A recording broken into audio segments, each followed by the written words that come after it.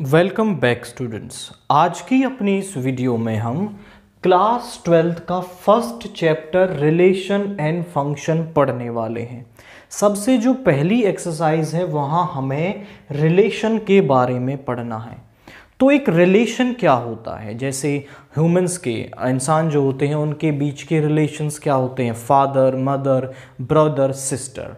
But यहाँ पर हमें रिलेशंस पढ़ने हैं किन के बीच में, सेट्स के बीच में, नॉन एम्प्टी सेट्स के बीच में। मैं मान लेता हूं हमारे पास दो नॉन एम्प्टी सेट है, दिस इज ए एंड एक और ले लेते हैं दैट इज बी, और इनके बीच में ए को हमने मान लिया 1 2 3, बी को मान लिया 4 5 6। अब इन दो सेट्स के बीच में क्या क्या रिलेशन बन सकते हैं आप देखो तो यहां पर 1 का रिलेशन हो सकता है 4 के साथ यानी 1,4। 1 का रिलेशन हो सकता है 5 के साथ यानी कि 1,5। 1 का रिलेशन हो सकता है 6 के साथ, तो 1 तीनों के साथ रिलेशन रख सकता है। एंड 2 का रिलेशन 4 के 5 और 6 के साथ हो सकता है। सो 2,4 2,5 एंड 2,6। सिमिलरली 3 का 4 के साथ 5 के साथ और 6 के साथ 3,4 हो सकता है, 3,5 हो सकता है एंड 3,6 हो सकता है। ये हमारे पास पॉसिबल रिलेशंस बन सकते हैं। इतने ही पॉसिबल हो सकते हैं जब हम A to B रिलेशन की बात कर रहे हैं। तो आप इसको ध्यान से देखें तो ये किसके बराबर है, इसको हम क्या बोलते थे, A क्रॉस B, यानी Cartesian product of A and B। A cross B है, यानी जो A क्रॉस B है हमारा वो क्या है, set of all possible relations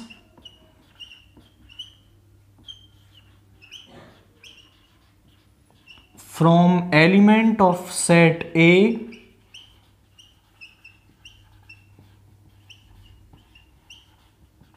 to element of set B। यानी सेट A से सेट B पर जितने भी रिलेशंस बन सकते हैं ये A क्रॉस B के अंदर वो सारे रिलेशंस हैं, यानी पॉसिबल जितने हो सकते हैं वो यहां पर है। जैसे मैं एक रिलेशन लिखता हूं, R1 is from A to B। अब रिलेशन को हम ऐसे लिखते हैं, R1 is from A to B, यानी कि पहला एलिमेंट जो यहां पर लिखा हुआ है वो इस A सेट से आएगा और दूसरा एलिमेंट जो लिखा हुआ है वो इस B सेट से आएगा।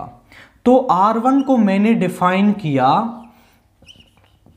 x, y such that x belongs to A। पहला A से आएगा एंड दूसरा B से आएगा and y is equal to x plus 3। R1 is from A to B और ये उस सेट की क्या है, इसको हम बोलते हैं सेट बिल्डर फॉर्म। यहां पर ये जो रिलेशन हमने लिखा है वो सेट बिल्डर फॉर्म में है। इसको रोस्टर में कन्वर्ट करना है तो आप यहां A क्रॉस B से, A क्रॉस B में देख लो जो इस कंडीशन को सेटिस्फाई कर रहे हो, यानी y जो है वो x से 3 ज्यादा है। तो यहां देखो 1,4 सेटिस्फाई कर रहा है कि y जो है x से 3 ज्यादा है एंड 1,5 नहीं कर रहा, आप देखो तो 2,5 कर रहा है। 3,6 उसको सेटिस्फाई कर रहा है। 1,4 2,5 एंड 3,6 ये सभी इसको सेटिस्फाई कर रहे हैं, तो R1 के अंदर ये एलिमेंट्स आएंगे। आप देखो जो रिलेशन है उसके सारे एलिमेंट इसके अंदर हैं, यानी आप कह सकते हो कि R1 is a subset of A cross B। जो R1 है वो A क्रॉस B का ही एक सबसेट है, और यही रिलेशन की डेफिनेशन होती है, if R is the relation from set A to set B, then R is a subset of A cross B। तो जो R है वो हमेशा A क्रॉस B का एक सबसेट होता है, यही रिलेशन की डेफिनेशन होती है। तो R जब A टू B डिफाइंड है तो R हमेशा A क्रॉस B का सबसेट होता है। इसमें ही एक पॉइंट नोट करेंगे कि अगर R B to A defined है, ऐसा भी तो हो सकता है कि पहला एलिमेंट हम B से ले रहे हैं, दूसरा एलिमेंट A से ले रहे हैं, तो जो R है वो एक सबसेट होगा B क्रॉस A का। और आप पूछें सर क्या हम दो डिफरेंट सेट पर ही रिलेशन डिफाइन कर सकते हैं? Not necessary. आप क्या कर सकते हो, किसी सेट पर खुद पर भी रिलेशन डिफाइन कर सकते हैं। मतलब हम A टू A भी रिलेशन डिफाइन कर सकते हैं। इस केस में R सबसेट होगा किसका?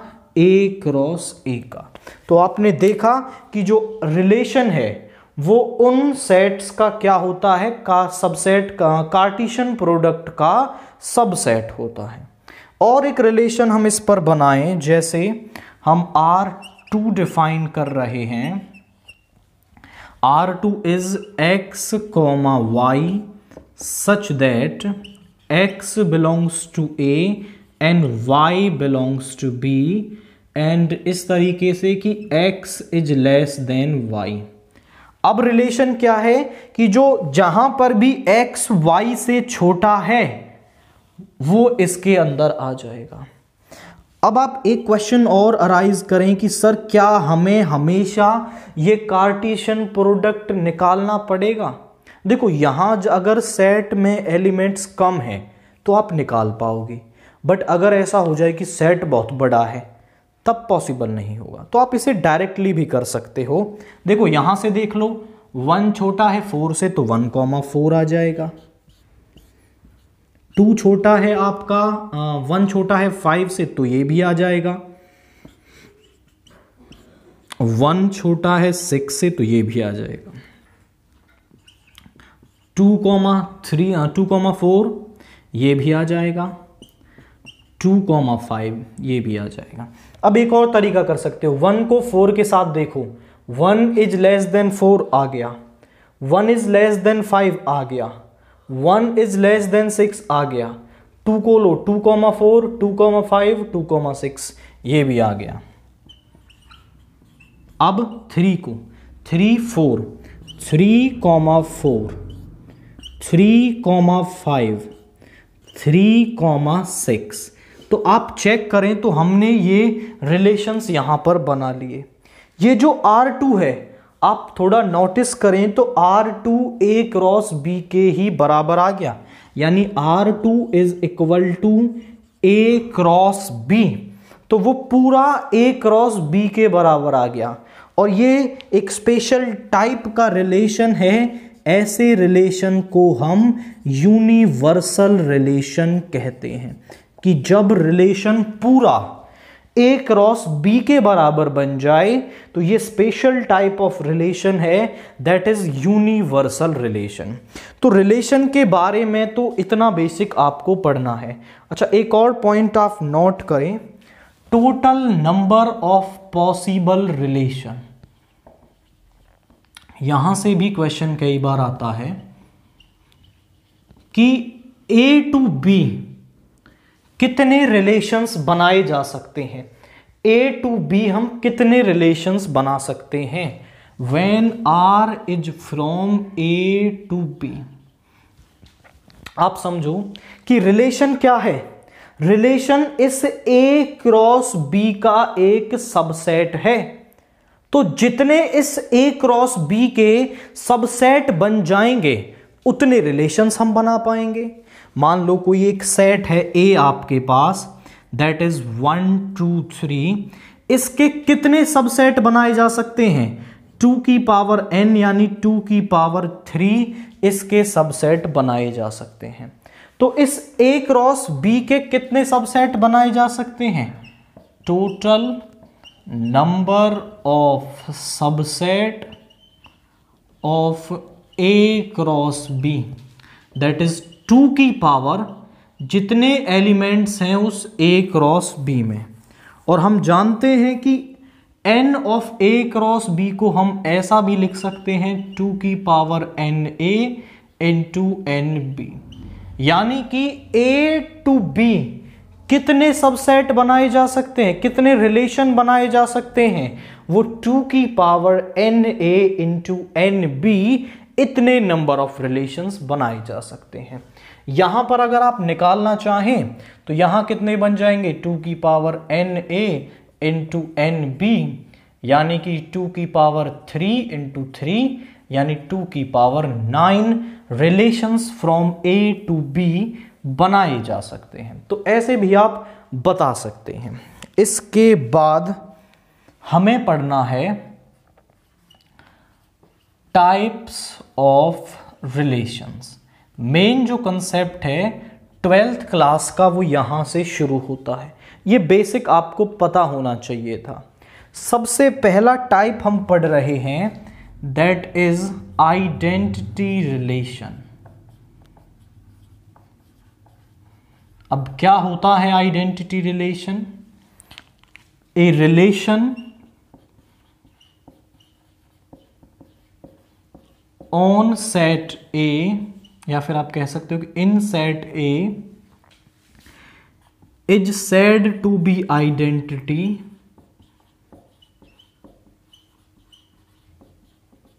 If is said to be identity if every element of A is related to itself only। एक रिलेशन को हम आइडेंटिटी रिलेशन कहेंगे कब?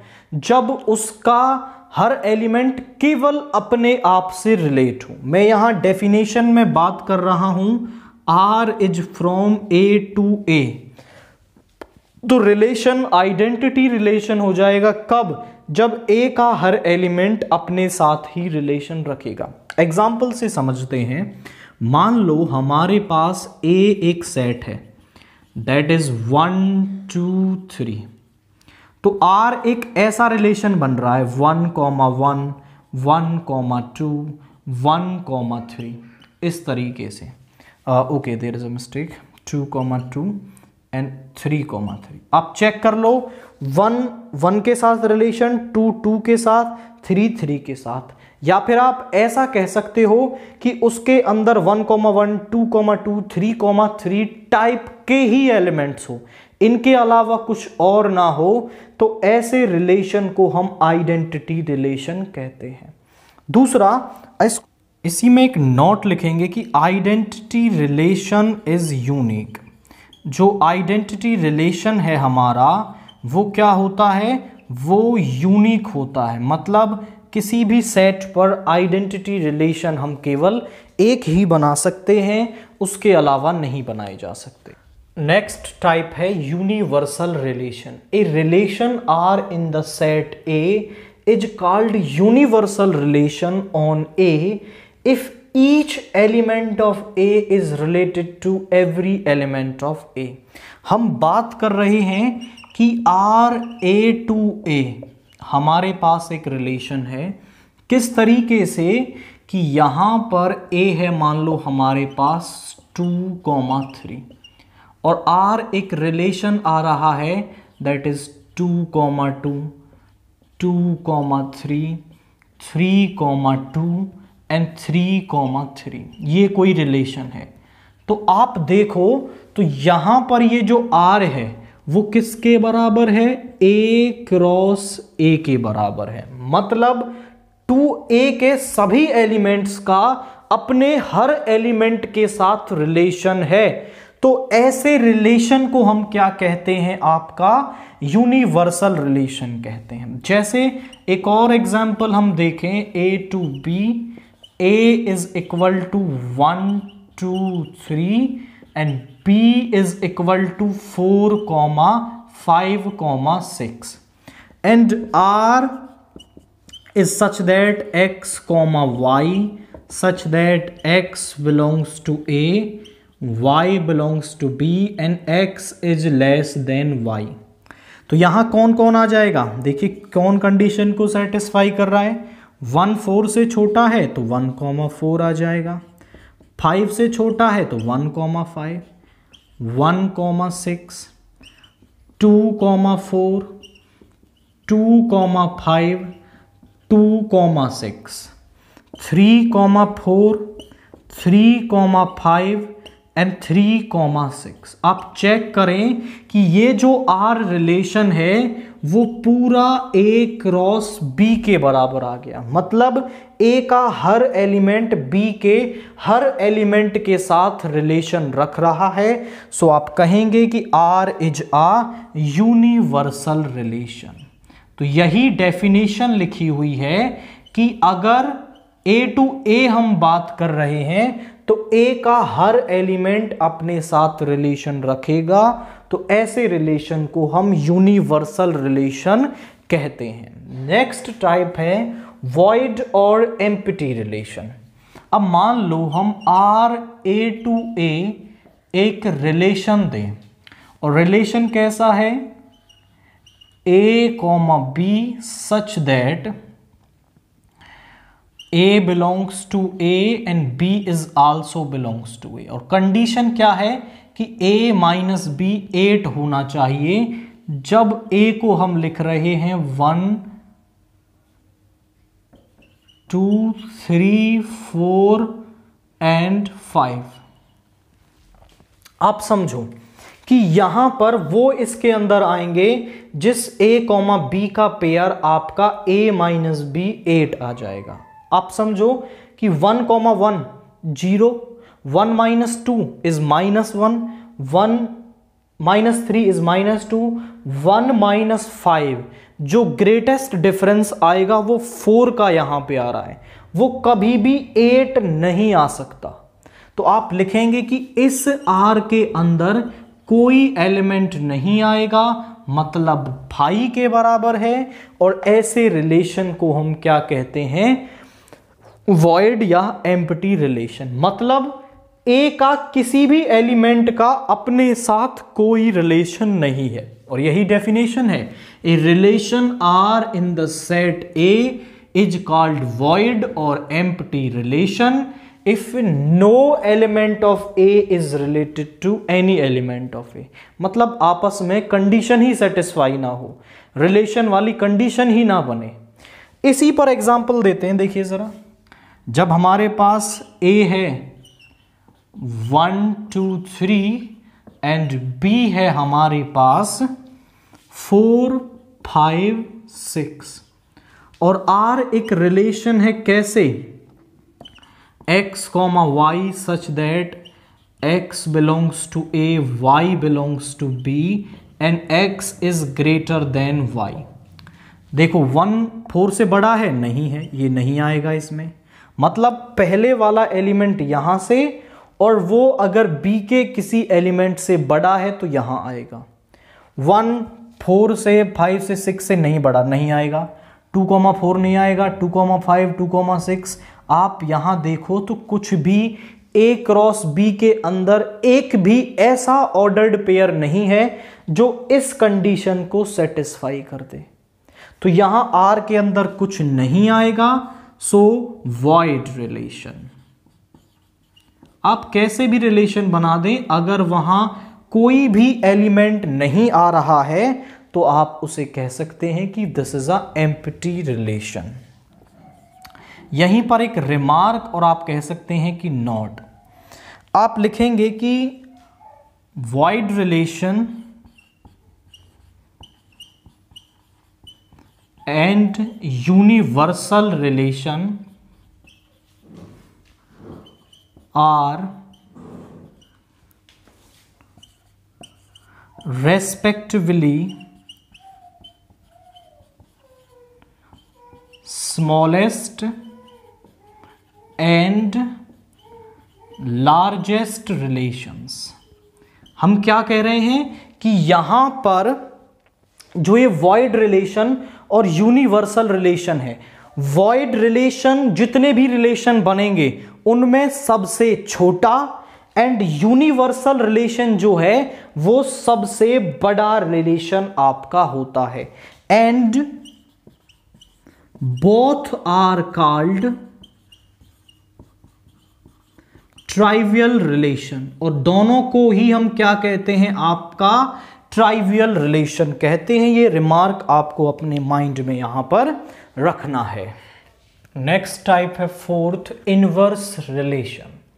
क्या होता है inverse relation? If R is from A to B, हम एक सेट डिफाइन कर रहे हैं, देन जो आर, इस सेट को पहले लेंगे, बी टू ए जो होगा वो इस पहले वाले रिलेशन का इनवर्स रिलेशन होगा एंड उसको डिनोट किया जाएगा आर इनवर्स से। मतलब आर इनवर्स को आप लिख सकते हैं B comma A such that A belongs to A and B belongs to B for A comma B belongs to R. यानी जो आर के अंदर तो ए यहां से आएगा, बी यहां से, और ए कॉमा बी टाइप के एलिमेंट होंगे। आर इनवर्स में उसके रिवर्स ऑर्डर्ड पेयर यहां पे होंगे, यानी आप कह दें कि ए और बी की पोजीशन चेंज हो जाएगी दोनों सेट्स की। जैसे मैं एक ए सेट लिखूं 1 2 3 और इस पर कोई आर रिलेशन है दैट इज 1 2 2 3 एंड 1 और you can say this is 1 3, और मुझे निकालना है आर इनवर्स। तो आर इनवर्स निकालने के लिए इन ऑर्डर्ड पेयर्स का केवल रिवर्स आप कर दें, तो यहां पे आ जाएगा 2 1 3 2 एंड 3 1, ये हमारे पास आ जाएगा। अब आप समझो कि यहां पर क्या हो रहा है कि इसकी जो डोमेन है वो 1 2 1 और 2 है एंड इसकी रेंज 1 और 2 आ रही है। यानी कि आप कह सकते हैं कि डोमेन ऑफ आर जो है वो क्या बन जाएगी, वो रेंज ऑफ आर इनवर्स बन जाएगी। आप चेक कर लो कि ये जो पहले लिखे हुए हैं इन एलिमेंट्स के सेट को हम क्या कहते हैं, डोमेन, और जो दूसरी पोजीशन पर लिखे हुए हैं इनको रेंज। पहले वाले की डोमेन रेंज निकालो, दूसरे वाले की डोमेन रेंज निकालो। फर्स्ट की जो डोमेन ऑफ आर है वो रेंज ऑफ आर इनवर्स बन जाएगी एंड रेंज ऑफ जो आर है वो क्या बन जाएगी, डोमेन ऑफ आर इनवर्स, क्योंकि उनकी पोजीशन बदल गई है। जो पहले लिखे हुए हैं वो बाद में आ गए हैं। इसके बाद नेक्स्ट टाइप है रिफ्लेक्सिव रिलेशन। अब रिफ्लेक्सिव रिलेशन क्या है? मान लो R is from A to A and जो A सेट है वो है 1 2 3 और इस पर एक रिलेशन आ रहा है दैट इज 1 के लिए 1 1 2 2 3 3 एंड 2 3 कि मतलब अगर हमारे सेट में 1 है तो 1 1, 2 है तो 2 2, 3 है तो 3 3 अगर हर एक एलिमेंट के लिए है तो ऐसे रिलेशन को हम रिफ्लेक्सिव रिलेशन कहते हैं। आप बोले सर ये तो आइडेंटिटी में भी था। आइडेंटिटी ये कहता है कि केवल ये तीनों ही होने चाहिए। अगर 1 2 3 उसमें है तो 1 1, 2 2 और 3 3 ये तीनों उसमें रहेंगे तो ही हम उसको आइडेंटिटी कह सकते हैं। उसके अलावा कोई और ऑर्डर्ड पेयर वहां नहीं होना चाहिए। बट रिफ्लेक्सिव ये कहता है कि ये तीनों होने चाहिए, उसके अलावा कोई और हो तो उससे हमें कोई दिक्कत नहीं है। तो डेफिनेशन है, a relation R on a non empty set A is reflexive if for a is R related to a for a belongs to A. मतलब ए के हर एलिमेंट अपने साथ रिलेशन रखता है, या फिर आप कह सकते हो for every A belongs to A there is A comma A belongs to R. हमारे पास ए कॉमा ए टाइप का एलिमेंट होता है। इसी में आप इंपॉर्टेंट पॉइंट लिखेंगे, that is universal relation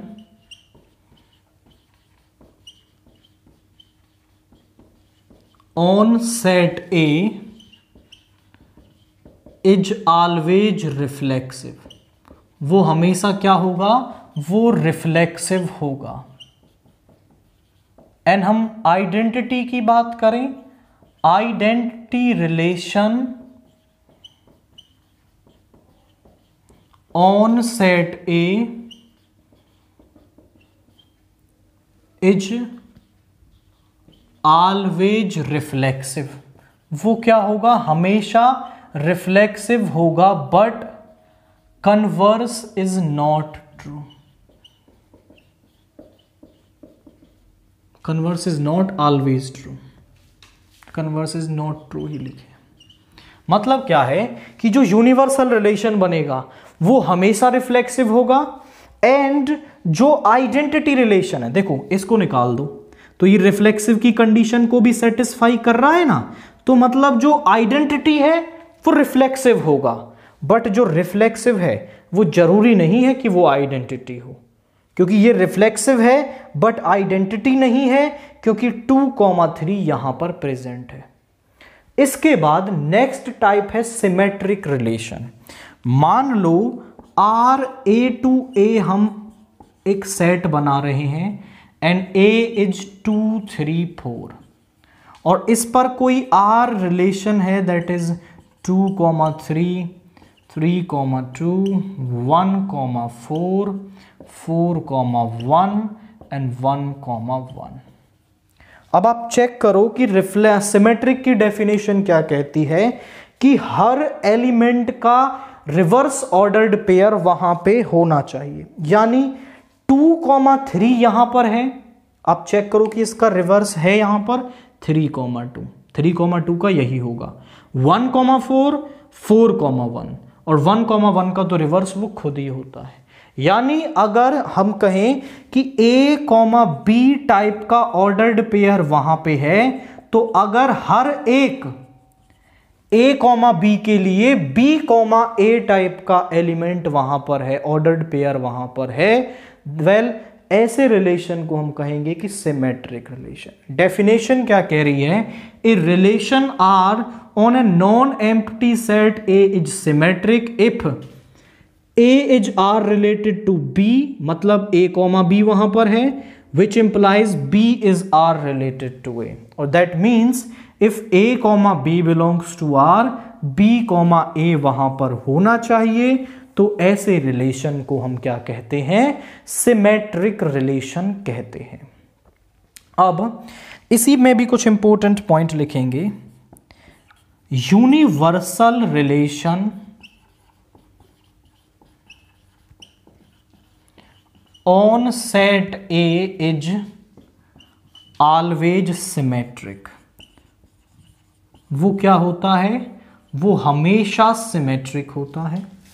and identity relation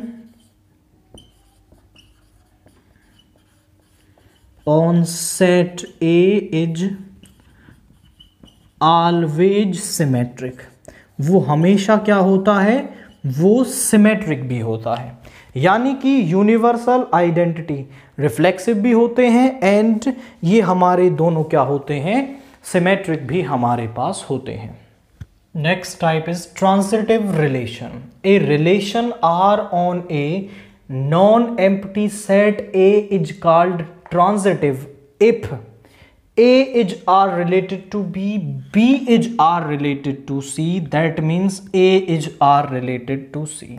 अगर आप इसे लिखें, if A comma B belongs to R and B comma C belongs to R। तो ये दोनों सेम है। A comma C which implies A comma C कहां होना चाहिए? R में होना चाहिए। तो ऐसे रिलेशन को हम क्या कहते हैं? आपका ट्रांजिटिव रिलेशन कहते हैं। जैसे R is from A to A and R हमने एक रिलेशन लिख दिया when A इज 1 2, तो हमने लिख दिया 1,2 2,1 1,1 एंड 2,2। अब चेक कर लो। अब हम इस एलिमेंट को चेक करेंगे। इसको चेक कैसे करते हैं?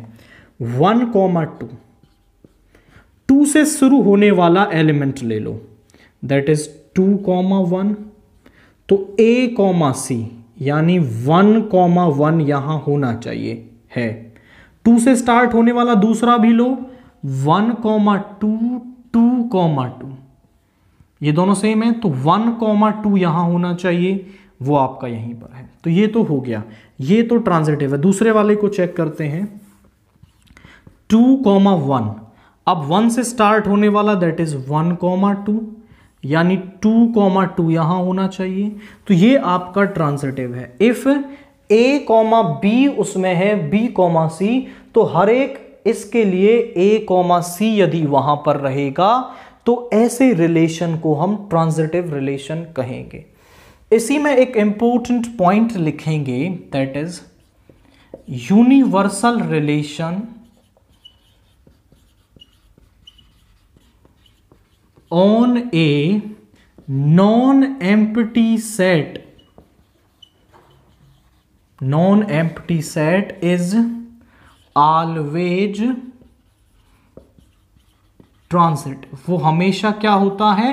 ट्रांजिटिव होता है। दूसरा, आइडेंटिटी रिलेशन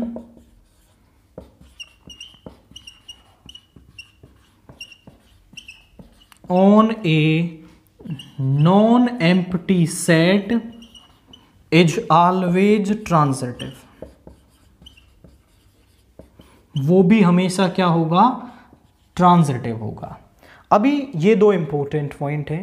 एक और इंपॉर्टेंट पॉइंट है यहां पर कि मान लो R आपको इस तरीके से दे रखा है 1,2 और इसको चेक करना है कि ये ट्रांजिटिव है या नहीं है। एक तो केस आता है कि हम चेक कर लें। अब आप देखो कि यहां 1,2 तो है, बट 2 से स्टार्ट होने वाला कोई और एलिमेंट यहां पर है ही नहीं। तो उस केस में क्या होगा? आप लिखेंगे if A comma B belongs to R but B comma C does not belongs to R। हमने लिख दिया कि ऐसा कोई एलिमेंट है ही नहीं जहां पर जो B से शुरू हो रहा हो। Then in that case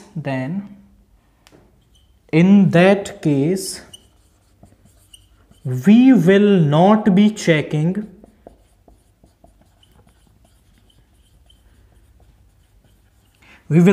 be checking A comma C belongs to R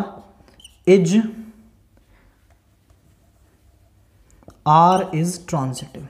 अब समझो मतलब क्या है कि हम उस केस में ये चेक करेंगे ही नहीं कि A कॉमा C वहां पर है या नहीं है। वो रिलेशन हमेशा ट्रांजिटिव होगा।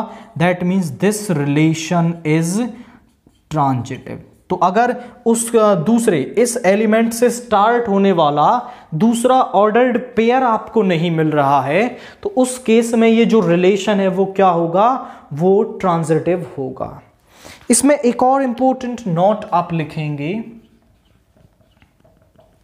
नोट क्या है? इफ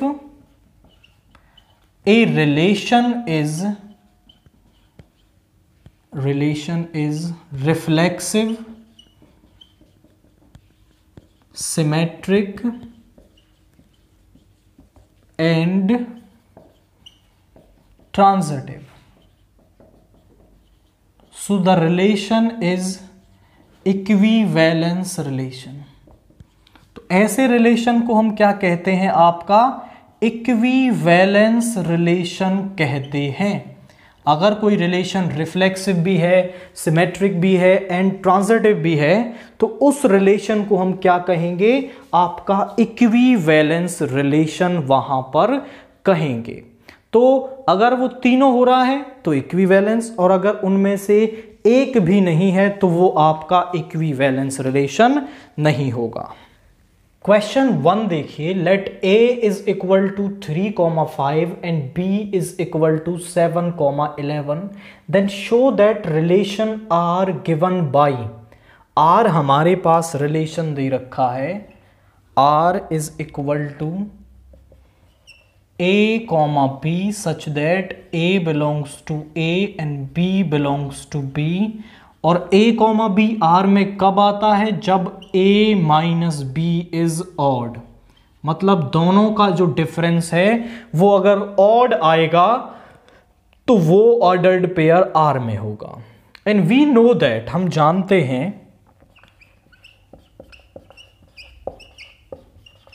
जो r है वो एक सबसेट होता है किसका? a क्रॉस b का।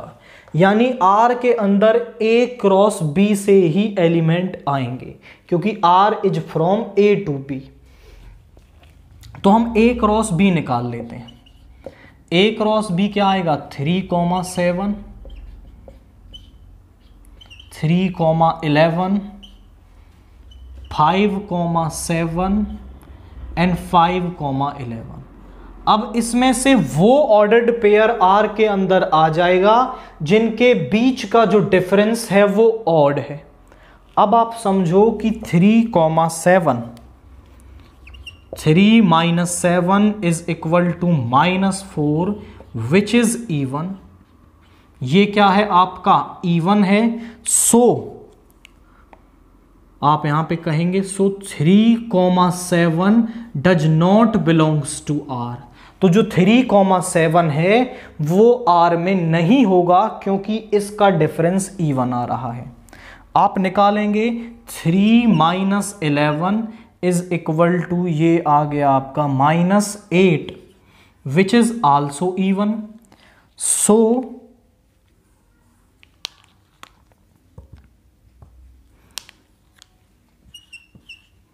3,11 does not belongs to R.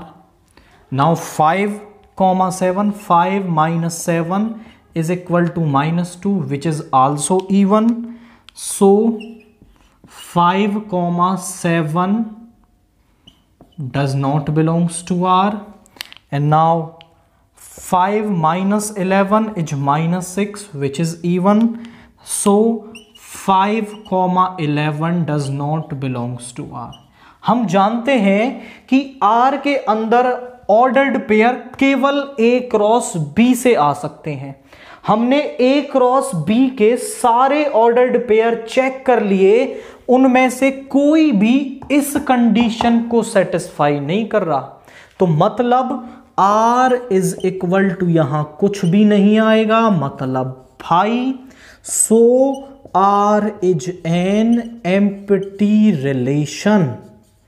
तो जो R है हमारा वो एम्प्टी रिलेशन होगा। इस तरीके से आप उसे शो कर देंगे। नाउ इसके बाद क्वेश्चन 2 देखिए, if R is the relation less than from A to B, write down the elements corresponding to R, find the inverse relation of R। आप समझो, R को उसने आपके लिए बना बनाया नहीं दे रखा, आपको लिखना है A, B such that A belongs to A, B belongs to B, and condition क्या है? Less than. So A is less than B, मतलब जहां पहला एलिमेंट दूसरे से छोटा होगा वो ऑर्डर्ड पेयर इस R के अंदर आ जाएगा। अब आपको A क्रॉस B हमेशा निकालने की जरूरत नहीं होती, आप R को डायरेक्ट लिख सकते हैं। क्या लिखोगे? देखिए 1 1 के साथ, क्या 1 1 से छोटा है? नहीं है। 1 इज नॉट लेस देन 1, 1 1 के बराबर होता है, तो 1,1 नहीं आएगा। 1,4 आएगा, क्योंकि जो 1 4 से छोटा है। 1,5 यहाँ आ जाएगा। 2,4 आएगा। देखिए 2,1 नहीं आएगा, क्योंकि 2 1 से छोटा नहीं है। 2,5 यहाँ आ जाएगा। 3,4 यहाँ आ जाएगा। 3,5 यहाँ आ जाएगा। 4,1 4,4 नहीं आएगा, यहाँ पे आ जाएगा 4,5। एंड इसके बाद तो कोई एलिमेंट यहाँ नहीं आएगा। आगे वो कह रहा है find the inverse relation of R, मतलब हमें आर इनवर्स भी निकालना है। तो हम पढ़ चुके हैं कि जब हमें आर इनवर्स निकालना हो तो हम आर के जो ऑर्डर्ड पेयर्स हैं उनका केवल रिवर्स कर देते हैं, तो हमें आर इनवर्स मिल जाता है। यानी कि 4,1 5,1 4,2 5,2 4,3 5,3 5,4। This is inverse relation of R हमारे पास यहां पे आ जाएगा। केवल ऑर्डर्ड पेयर्स का रिवर्स करना है एंड आपको यहां पे आर इनवर्स मिल जाएगा। नाउ क्वेश्चन 3 देखिए, if a is equal to 1 2 3 4 then show that R हमें बना बनाया दे रखा है और हमें चेक करना है, शो करना है is reflexive but neither symmetric nor transitive. तो आपको ये डेफिनेशंस क्लियर होनी चाहिए एंड अगर वो होता है तो हम वहां जनरल डेफिनेशन लिखेंगे, और अगर नहीं है तो कोई एक पेयर हम दिखाएंगे कि वहां पर इसकी वजह से ये आपका रिफ्लेक्सिव सिमेट्रिक या ट्रांसिटिव नहीं है। अब देखो यहां 1 है, 1,1 यहां है, 2 है यहां, 2,2 यहां पर है, 3 है यहां, 3,3 है, 4 है, 4,4 है। और यही तो रिफ्लेक्सिव कहता है कि हर एक ए के लिए ए टाइप का एलिमेंट आर में होना चाहिए। तो हर किसी के लिए हो रहा है, तो आप लिखेंगे यहां पे for reflexive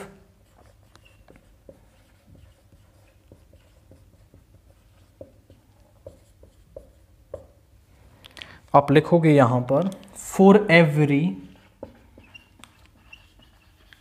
A belongs to A, there exists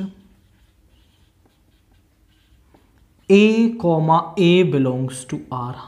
her A के अंदर के A एलिमेंट के लिए A, A टाइप का एलिमेंट R में है, सो R इज रिफ्लेक्सिव। तो जो R है हमारा वो रिफ्लेक्सिव होगा। इसके बाद फॉर सिमेट्रिक, अब सिमेट्रिक की डेफिनेशन है कि A, B के लिए B, A टाइप का एलिमेंट R में होना चाहिए। सभी के लिए उसका रिवर्स है तो सिमेट्रिक होगा, अदरवाइज नहीं होगा। तो आप चेक करें कि यहां पे आपका 1,1 तो है ही, 1,2 है, तो क्या यहां पे 2,1 दिख रहा है? नहीं है। तो एक इसी ऑर्डर्ड पेयर को लिखेंगे, हम बोलेंगे here 1,2 belongs to R but 2,1 does not belongs to R, so R is not symmetric. तो जो आर है हमारा वो सिमेट्रिक नहीं होगा। अगर होता तो जनरल डेफिनेशन लिखते। फॉर ट्रांजिटिव, अब हम ट्रांजिटिव के लिए कर रहे हैं, तो जरा देखिए, अब ये देखो, ये जो 1,1 ये डबलेट टाइप के होते हैं ना, इनको तो चेक ही नहीं करना होता, ये ट्रांजिटिव होते हैं। इसको ले लो 1,2, 2 से स्टार्ट होने वाला एलिमेंट लो, इसको नहीं लेना, ये होगा आपका 2,3 और 1,3। अब क्या होना चाहिए? 1,3। क्या यहां पर दिख रहा है? नहीं है। दैट मीन्स आप लिखोगे कि 1,2 belongs to R and 2,3 belongs to R, but 1,3 does not belongs to R, so R is not transitive. तो जो R है हमारा वो रिफ्लेक्सिव है, वो सिमेट्रिक नहीं है एंड ट्रांजिटिव नहीं है, और यही हमें शो करना था। इसके बाद क्वेश्चन 4 को देखिए। Show that relation R in the set A, that is 1 2 3। जो सेट हम इसको नाम दे देते हैं, लेट दिस इज ए, और ये हमें शो करना है कि ये रिफ्लेक्सिव है but neither symmetric nor transitive. आप समझो कि इसके अंदर 1 है तो 1,1 यहां है, 2 है 2,2 यहां है, और यहां पर 3 भी है आपका, तो 3,3 भी यहां पर आपका है। तो आप लिखेंगे फॉर रिफ्लेक्सिव, और रिफ्लेक्सिव क्या कहता है, फॉर एवरी या for all A belongs to A, there exist A, A belongs to R, so R is reflexive। तो जो R है हमारा वो रिफ्लेक्सिव है, क्योंकि हर एक उस A के लिए जो इस सेट में है, यहां पर A, टाइप का एलिमेंट R में है, सो R इज यहां पे क्या हो जाएगा, रिफ्लेक्सिव हो जाएगा। फॉर सिमेट्रिक हम चेक करेंगे।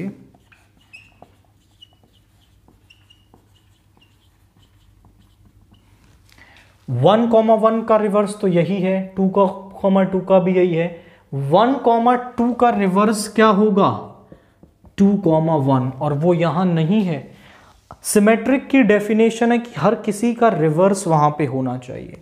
तो आप यहां पे कहेंगे hair 1,2 belongs to R, but 2,1 does not belongs to R, so R is not symmetric। तो जो R है वो आपका सिमेट्रिक नहीं होगा। फॉर ट्रांजिटिव हम चेक करेंगे।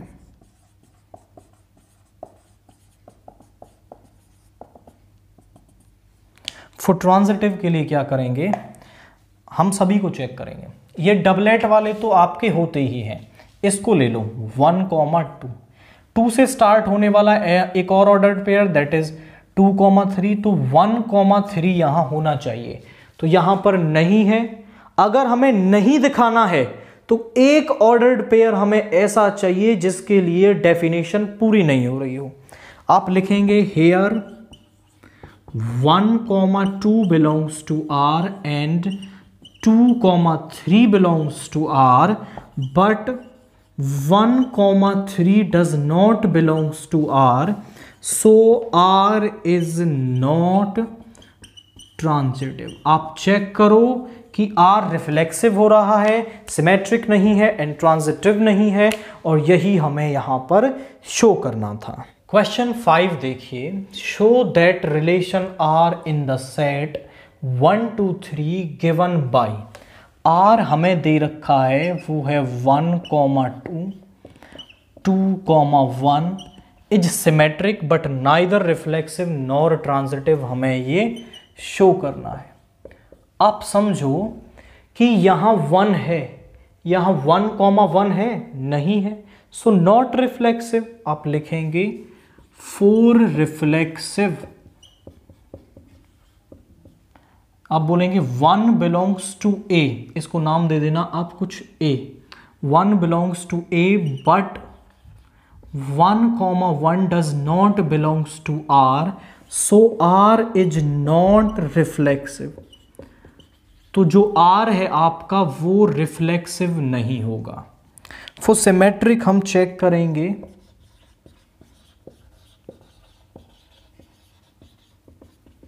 वन कॉमा 2 है, इसका रिवर्स 2,1 यहां पर है, तो ये सिमेट्रिक हो रहा है। और जब हो रहा है तो हम जनरल डेफिनेशन लिखेंगे। कैसे लिखेंगे?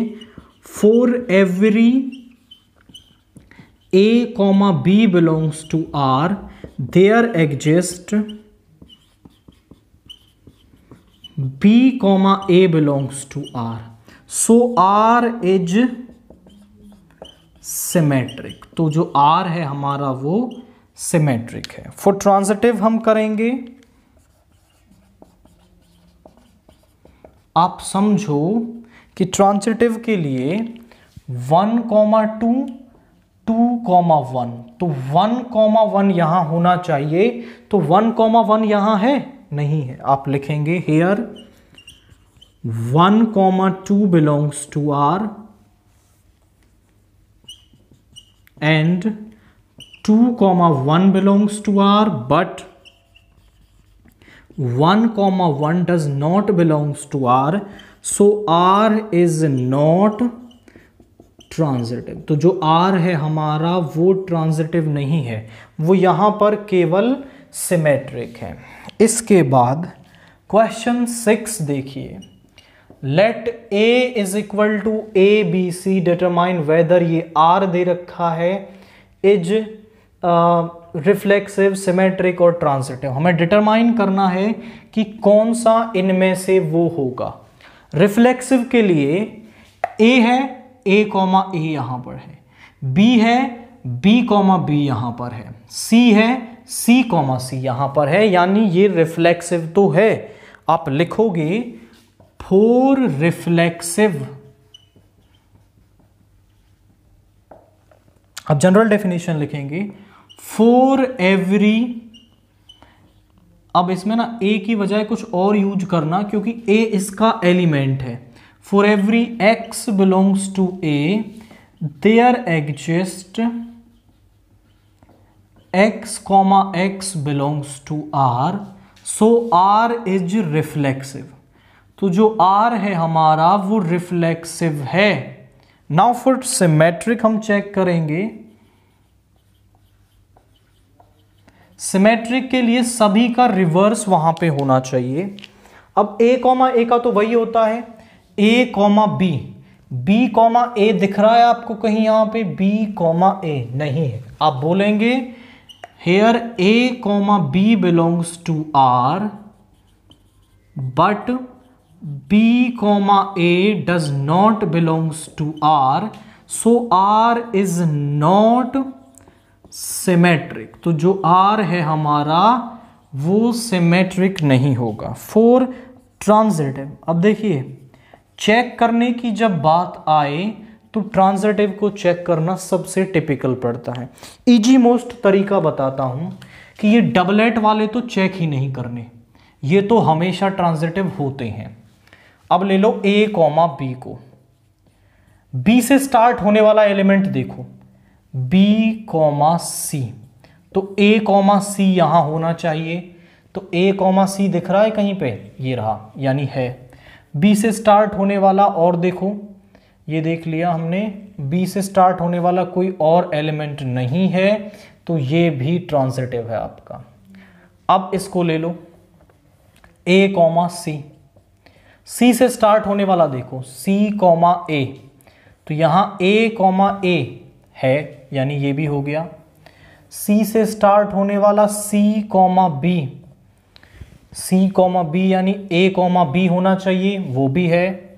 C, C यानी A, C होना चाहिए, वो भी है, यानी कि ये भी ट्रांजिटिव हो गया। डबलेट वाले होते ही हैं B, C, तो C, A देख लो, दैट इज यहां होना चाहिए B, A, और वो मुझे यहां कहीं दिखाई नहीं दे रहा है, तो आप लिखेंगे hair B, C belongs to R and C, A belongs to R, but B, A does not belongs to R, so R is not transitive। अब ट्रांजिटिव जब चेक करना हो ना आपको, तो बारी बारी चेक करना है ताकि आप कोई भी एलिमेंट वहां मिस ना करो, सो दैट आपका क्वेश्चन इजीली हो सके।